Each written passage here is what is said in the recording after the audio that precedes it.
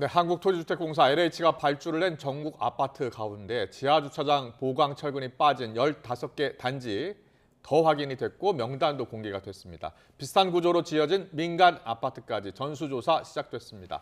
네, 이미 주민들이 입주한 아파트도 있고요. 또 보강 공사가 이루어진다는데 안전은 괜찮은 건지 걱정입니다.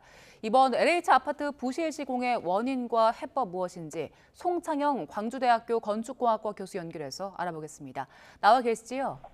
네, 안녕하세요. 네, 안녕하세요. 자, LH가 발주한 일부 아파트들 지하주차장 철근이 지금 빠져 있는 것으로 확인이 됐습니다. 보강 철근이 아예 없는 곳도 있고 부족하다는 거죠? 네, 그렇습니다. 어제 국토부에서 LH 현장 91군데를 조사했더니 예. 15군데가 철근 누락이 발생했다고 발표했지 않으셨습니까? 예. 그중에 9군데는 기존 준공된 아파트이고 나머지 6군데는 시공 중인 아파트로 발표됐죠. 예. 네, 이게 무량판 구조라고 하는데 일단 무량판 구조가 어떤 겁니까? 그게 이제 일반적으로 말 그대로 없을 무자 보량자니까 보가 없는 구조죠. 그렇군요. 그러니까 일반적인 구조는 슬래브, 보, 기둥, 기초 이런 식으로 슬래브부터 힘의 흐름이 전달이 되지만 무량판 구조는 슬래브에서 바로 보가 없이 기둥, 기초로 이 힘이 원활하게 전달되지 않고 되는 구조이기 때문에 불안전한 구조입니다. 그렇기 때문에 디테일한 전담 보강 철근 설계와 시공이 있어야 하는데 이런 부분들이 굉장히 아쉬운 거죠. 그렇군요. 무량판 구조가 뭐 벽식 구조, 기둥식 구조에 비해서 안전성이 좀 떨어진다고 하셨는데 그래도 뭐 어떤 건축물에 주로 들어가는 겁니까? 일반적으로 우리나라에서 지금 90년대부터 많이 들어왔는데 오피스텔이라든가 지하주차장이라든가 일반 아파트라든가 이런 데 많이 들어오고 있는데 지금 이러한 것들이 방금 전에 말씀드린 것처럼 이 무량판 구조는 보가 없는 구조이기 때문에 힘의 흐름이 원활하지 않다라고 했지 않습니까? 그렇기 때문에 이 특수 구조로 해서 전문 기술자들이 굉장히 면밀하게 제대로 설계하고 제대로 시공만 하면 굉장히 좋은 구조인데 이런 것들이 제대로 이루어지지 않고 있었던 것 같습니다. 그렇군요. 저희가 2017년에 관련 기사를 찾아보니까 LH 아파트 지하 주차장 폭 10cm 더 넓어진다 이런 기사가 있더라고요. 예. 그때 이게 도입이 됐고 이 무량판 구조의 특징은 좀 주차장을 넓게 쓸 수 있나 보죠? 그렇습니다. 이게 방금 전에 말씀드린 것처럼 무량판 구조는 그만큼 충고를 낮출 수도 있고 공사비도 절감할 수 있지만 힘의 흐름이 원활하지 않기 때문에 면밀한 시공이 필요하다고 했지 않습니까?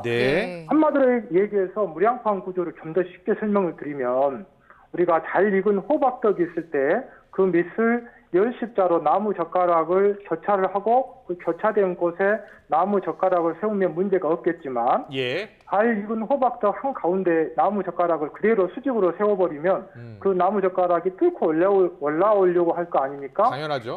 이것을 우리가 영어로 펀칭쉐어 우리말로 뚫림 전단이라고 하고 이런 뚫림 전단 파괴가 일어나기 때문에 거기에 보강되는 철근을 전담 보강 철근이라고 하는데 이 전담 보강 철근을 지금 누락이라든가 미시공을 해서 지금 이 사단이 난 것 같고요. 참고로 우리 시청자분들께 또 너무 이렇게 무량판 구조는 너무 나쁜 것이냐? 그것은 아닙니다. 잘 아시다시피 세계에서 가장 높은 부르즈 할리파라고 하는 아랍에미리트에 있는 163층 828m 세계에서 가장 높은 건물 역시 우리나라 삼성물산에서 지었지만 철근 콘크리트의 무량판 구조였거든요. 그러니까 이러한 무량판 구조의 특성을 정확하게 알고 제대로 시공을 해주면 되는데 이게 제대로 지금 작동이 안 된 거죠. 그렇군요. 지금 일부 아파트 명단도 공개가 됐고요. 지금 서둘러서 보강공사 한다고 합니다. 그러면 보강공사 하면 안전은 괜찮은 겁니까? 그렇습니다. 그러니까 우리가 보강공사를 하면 안전은 전혀 문제가 없는데요. 저희들이 다만 재시공 여부라든가 이런 것들을 얘기하신 분들이 있는데 재시공 여부는 안전진단을 통해서 그 내하력이라고 하는데 저희들이 하중에 견딜 수 있는 힘을 우리가 계산을 해봅니다. 그래서 철근이 너무 부족하거나 또 콘크리트 단면이나 강도가 너무 부족한 경우에는 재시공이 이루어지는 것이고 그 외에는 보수 보강을 하면 전혀 문제가 없습니다. 네. 네네. 교수님, 이 보강공사라는 게 어떤 절차를 거쳐서 진행됩니까? 일반적으로 방금 전에 말씀드린 것처럼 그 철근이 부족한 부분이 있을 거 아닙니까? 예. 그 부족한 만큼을 저희들이 이 내화력을 계산해보고 그 부족한 만큼을 단면을 증설하거나 강판이라든가 탄소섬유 등을 이용해서 네. 보강을 하고 있습니다. 네. 그런데 벌써 5개 단지는 주민들이 입주를 했다고 합니다. 그래서 네. 이 지하주차장 위로 거주하는 분들도 있는 것 같은데요. 네. 그러면 안전 대책을 더 세워야 되는 거 아닙니까? 그렇습니다. 지금 빨리 안전 진단을 해가지고 예. 그 내화력을 계산해서 부족한 만큼을 보강하면 되는 것이고요. 예. 만약에 이제 진단을 해서 2등급이라든가 굉장히 균열이라든가 처짐이라든가 이런 것들이 변형이 많이 일어난다면 예. 수립 제한을 한다라든가 이런 후속 조치가 반드시 이루어져야 되겠죠. 네네. 그런데 보니까요, 설계도 잘못됐고 시공도 잘못됐고 감리도 다 잘못됐다, 총체적 부실이다라고 이야기하는데 설계, 시공, 감리가 구체적으로 어떻게 잘못된 겁니까?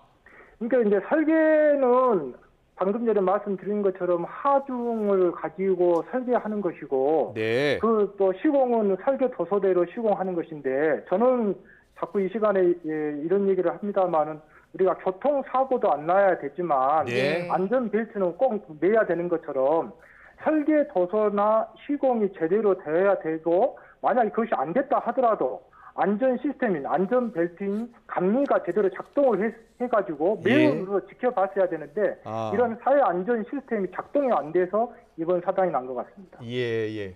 예, 저희가 뭐 지하주차장 얘기를 했었는데 지하주차장뿐만이 아니라 민간 아파트 단지 지금 조사하고 있는 거 보니까 주거동에도 무량판 구조를 채택을 했더라고요.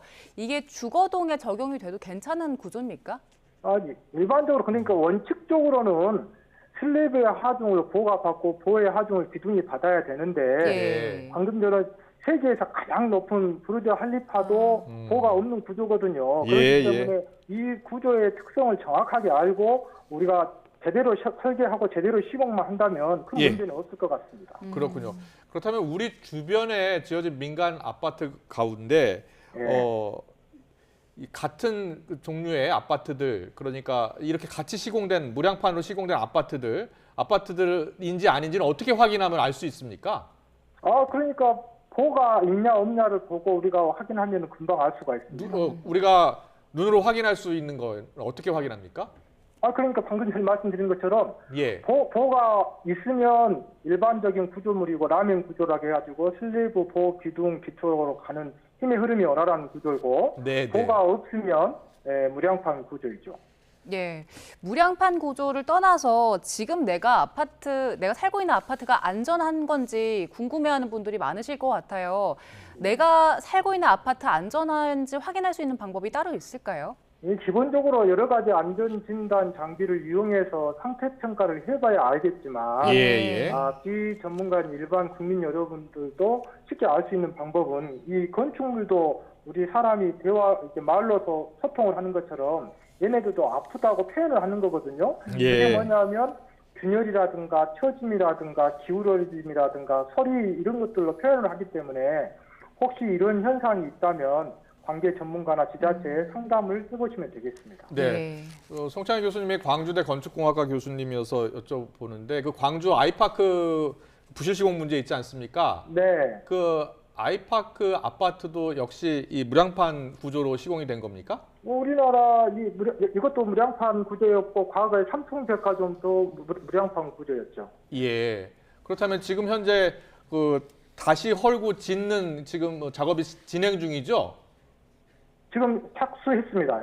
200일 동안 바로 착수했고 나머지 동안 지금 준비 단계에 있습니다. 그렇군요. 그렇다면 전국에 만약에 이 무량판 구조 부실 시공이 확인되면 다시 짓는 게 좋은 건지 아니면 이걸 보강공사를 하는 것이 더 좋은 건지 어떻게 판단합니까? 아까 전에 말씀드린 것처럼 안전 진단을 해서 그 경중을 따져가지고 큰 문제가 없으면은 일부 보강만 하면 될 것이고 그 경중이 심한 경우에는 철거 후 재시공을 해야 되는데 자꾸 무리하게 이제 침소봉대해서 네. 무량판 구조는 모두 나쁜 구조다. 아까 전에 얘기한 것처럼 세계에서 가장 높은 건물도 무량판 구조이기 네, 때문에 네. 계속 강조해 주시고 있으니까 무량판 구조 자체가 나쁜 것은 아니다. 네. 잘 지으면 된다. 네. 라는 말씀 계속 해주고 계신 거잖아요. 우리 공법 중에 한 공법이니까요. 네, 네, 네. 그런데 원래 일반 우리 아파트 살고 있는 아파트가 정기적으로 검사를 하는 거죠? 안전진단이요? 일정 규모 이상의 건물이 그것은 이제 우리가 공사 중에는 건진법, 공사 이후에는 건물이 준공된 다음에 식대법이라고 하는 법에 의해서 네. 일정 규모 이상의 건물만 이렇게 점검을 하게 되어 있습니다. 그래서 예. 우리나라는 이 규모의 경계로 해가지고 일정 네. 규모 이상의 큰 건물들만 하게 되어 있는데 아. 사실은 그 큰 비행기의 사고가 더 많을까요? 아니면 오토바이 사고가 더 많을까요? 한다면 네. 규모가 적은 오토바이 사고도 더 많지 않습니까? 예, 그렇기 예, 때문에 예. 저는 이번 기회에 이런 것들도 점검 그 기준도 조금 검토를 해봐야 될 것 같습니다. 네. 예. 교수님께서 앞서 계속 이게 무량판 구조만의 문제는 아니다라고 반복해서 강조를 해주셨는데 또 특정 시공사의 문제도 아니고 이게 전반적인 시스템 자체에 문제가 있다는 지적들 나오고 있더라고요. 일단 전반적인 시스템의 가장 큰 문제 어떻게 진단하고 계십니까? 저는 지금 우리나라의 건설 생태계의 심각한 문제라고 생각해요. 그래서 예.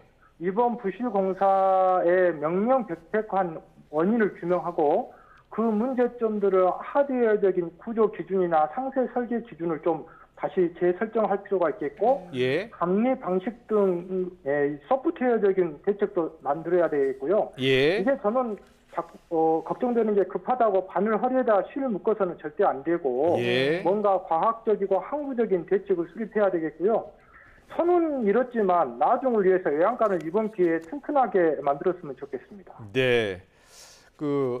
이 경실련에서 문제를 제기했는데 네. LH 아파트 설계관리 업체가 LH 전 직원이 근무하고 있어서 이게 문제다라는 지적이 있었거든요. 어떻게 생각하세요? 글쎄, 저는 이제 공학하는 사람이라 언급하는 것이 적절한가는 모르겠습니다만 예. 그 일부 연관성이 전혀 없다고 예단하기는 곤란한 것 같습니다. 예. 아직 경찰 수사나 조사를 통해서 확인된 것은 그렇습니다. 아니라서 말씀하기가 예. 조심스럽다는 말씀이시죠? 예. 예. 알겠습니다. 마지막 질문 드릴게요. 여러 가지 기준을 바꿔야 되는 문제를 또 이야기해 주셨고요. 네. 그리고 이게 시공사 이 구조, 그러니까 수주사 있고 시공사 있고 이 자체 문제도 지적해 주신 분이 있고 또 워낙 이 건축비가 갑자기 비싸진 측면도 있다라는 이야기도 하더라고요.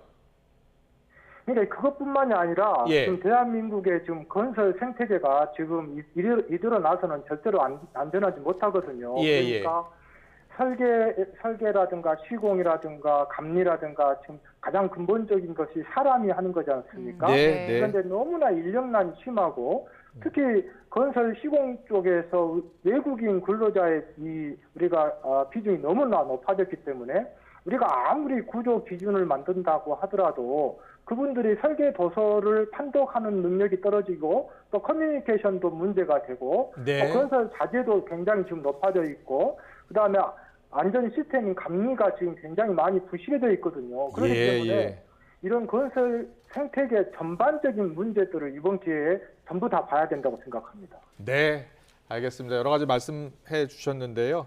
근본적으로 좀 바꿔야 될 게 많을 것 같아요. 그렇죠? 네. 예, 알겠습니다. 잘 들었습니다. 송창영 광주대학교 건축공학과 교수와 함께했습니다. 잘 들었습니다.